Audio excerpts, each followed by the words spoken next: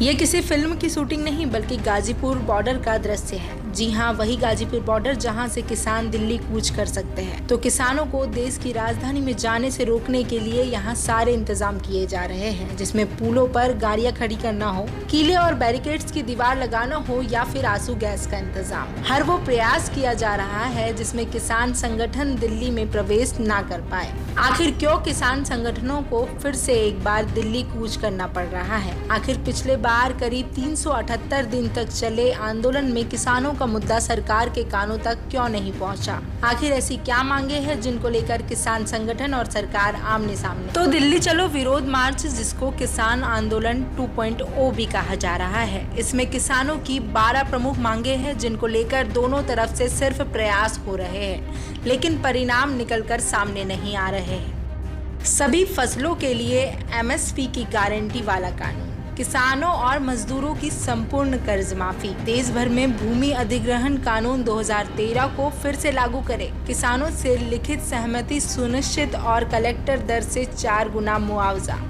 लखीमपुर खीरी नरसंहार के अपराधियों को सजा और प्रभावित किसानों को न्याय, विश्व व्यापार संगठन से हटे और सभी मुक्त व्यापार समझौते पर प्रतिबंध, किसानों और खेतीहर मजदूरों को पेंशन प्रदान करना, दिल्ली आंदोलन के दौरान मारे गए किसान परिवार को मुआवजा और परिवार के एक सदस्य को नौकरी, बिजली संशोधन विधेयक 2020 को रद्द करना, इसे खेती से जोड़कर प्रतिवर्ष 200 दिन का रोजगार और मनरेगा के तहत 700 रुपए की दैनिक मजदूरी प्रदान करना, नकली बीज, कीटनाशक और उर्वरक बनाने वाली कंपनियों पर सख्त जुर्माना और बीज की गुणवत्ता में सुधार, मिर्च, हल्दी, अन्य मसालों के लिए एक राष्ट्रीय आयोग का गठन, कंपनियों को आदिवासी की जमीन लूटने से रोककर जल, जंगल और जमीन पर मूलवासियों का अधिकार सुनिश्चित करना। वहीं इन मांगों को लेकर सरकार और संगठन के बीच बैठक भी हुए,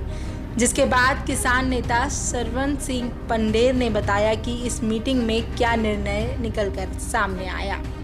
3 दिन से और जो वो दिखा रहे हैं कंक्रीट की 10-10 फुट ऊंची लंबी जो दीवार बनाई गई है रोड्स में, मुझे बता, हम तो इसको देश के लिए अन्न उगाते हैं, उसको देश का पेट भरते हैं, और इन्होंने हमारे लिए जो है किलो की जो फसल है वो हमारे लिए उगा रखी है हमारे सामने।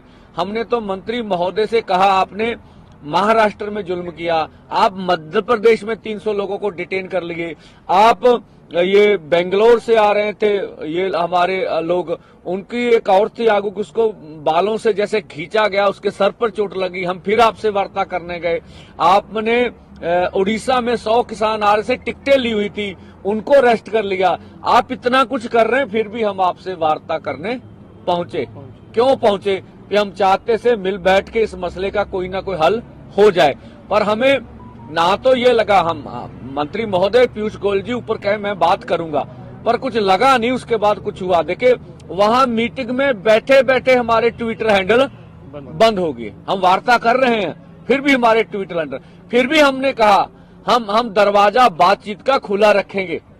हम आज भी कहते हैं सरकार कोई भी अनाउंसमेंट कर सकती है, और जो लगता उन्हें कि हम कुछ देना चाहते हैं तो वो दे दें, लेकिन सरकार जो कुछ कह रही है वो सिर्फ हमारे आंदोलन का टाइम पास करना चाहती है, जो हमने देखा। देखिए सीधी सी बात, बहुत आसान बात है, MSP खरीद की गारंटी का कानून, वो कह रहे हैं इसमें मंत्री महोदय कमेटी बना देते हैं, इसमें कमेटी बनाने की जरूरत नहीं है ही नहीं है, तो इससे वो बिल्कुल उसका जवाब उनके पास नहीं था। आप कमेटी बना के हमारे मुद्दे को डिलीट करना चाहते हैं। हमने ये भी भला, माननीय प्रधानमंत्री जब 2012 में कंज्यूमर अफेयर कमेटी के चेयरपर्सन थे तो उन्होंने कहा था MSP गारंटी कानून देंगे, उनकी सिफारिश है, तो उनका आंदोलन को टालने का मुद्दा था, जिससे हम निराश हुए हैं भी सरकार हमारे साथ बैठ के मसले का हल नहीं करना चाहती।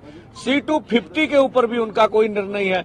किसान मजदूर के कर्ज के बारे में बोलने, मालूम करना पड़ेगा कितना है भाई, ये बैंकों का काम है, 10 मिनट का काम है। भारत सरकार चाहे डेटा 5-4 दिन में कलेक्ट करके दे सकती है, कौन सी बड़ी बात है। हम कहते हैं चलो डेटा भी नहीं, आप अनाउंसमेंट कर दीजिए कि हम किसान मजदूर का कर्ज माफ करेंगे, नोटिफिकेशन कीजिए। कैसे कैसे करना है, कैसे कैसे करना है, ये आने वाले समय में पता चल जाएगा। तो तो मीटिंग च असी सारी वार्ता उन मीटिंग में हमने सब कुछ वहां बोला है, सब कुछ कहा है। इस वजह से जब मीटिंग सिरे नहीं लगी तो हमें सबको मिलकर ये 10 बजे का बॉर्डरों के ऊपर जाने का निर्णय लेना पड़ा। हमारी ओर से बिल्कुल पीसफुल, कोई टकराव नहीं करेंगे सरकार से। सरकार गोली मारे, लाठी बरसाए, सहेंगे दिल पर। साथ ही केंद्रीय मंत्री अर्जुन मुंडा ने बताया कि अभी कई मुद्दों पर चर्चा की जरूरत है। देखिए, मैं चंडीगढ़ जाके 2 बार किसान संगठनों के साथ बातचीत किया और किसान संगठनों को बातचीत करते हुए मैंने ये बात बताई कि जितनी मांगे संबंधित भारत सरकार से जो विषय हो सकता है वो हम कर रहे हैं और उनको बता भी दिया है।